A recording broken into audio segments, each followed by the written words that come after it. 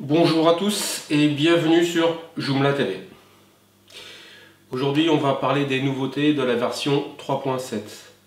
En effet, c'est une version qui vient de sortir récemment.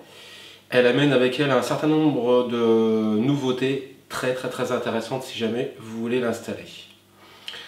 Je vais vous faire une présentation comme ça assez rapidement de ce qu'elle peut vous apporter. Alors d'abord, la version elle va vous apporter quoi? Dans la partie administrateur, vous avez une interface un peu plus flat design.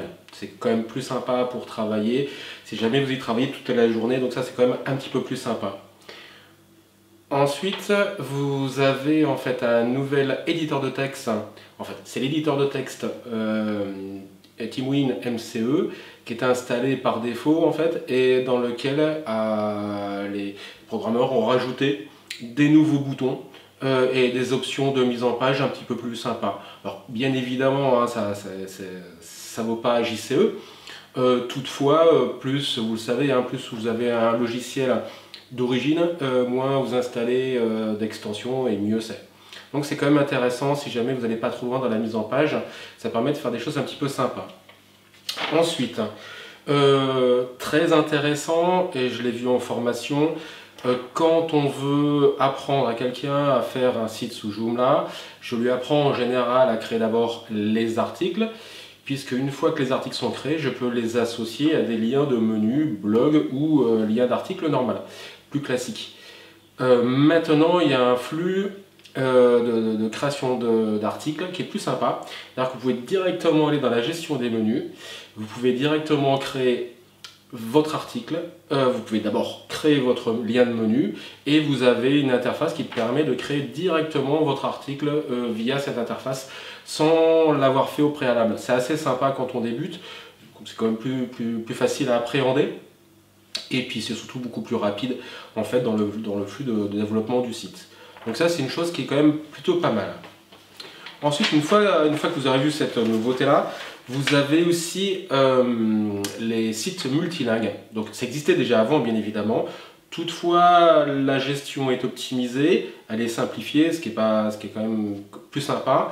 Et elle permet de dupliquer le contenu des articles, ce qui n'était pas le cas avant, et de le traduire directement.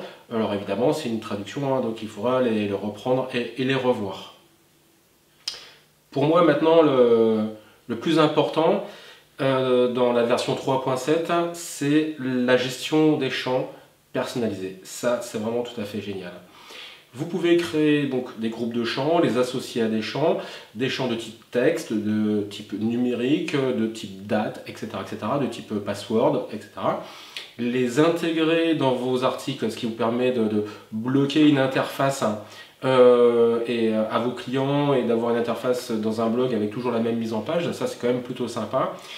Et aussi, vous pouvez créer ces champs pour les associer par exemple au formulaire de contact qui est livré par défaut, qui est un petit peu limité, mais enfin qui mérite d'exister pour pouvoir avoir un formulaire de contact un petit peu plus sympa avec des champs personnalisés, nom, prénom, âge, des listes défilantes et des choses comme ça. Donc ça c'est quand même plutôt sympa. Donc vous pouvez soit les rajouter dans du contenu comme des articles pour formater la mise en page de vos articles, ça c'est quand même plutôt chouette. Ou vous pouvez, si vous voulez, si vous n'avez pas d'extension de gestion de formulaire de contact un petit peu avancé, l'introduire à l'intérieur et d'avoir un formulaire de contact un petit peu plus sympa que celui qui est livré d'origine. Bon, j'espère qu'avec ça vous allez vous éclater et que vous allez aller un petit peu plus loin. Et je vous dis à bientôt. Bonne journée.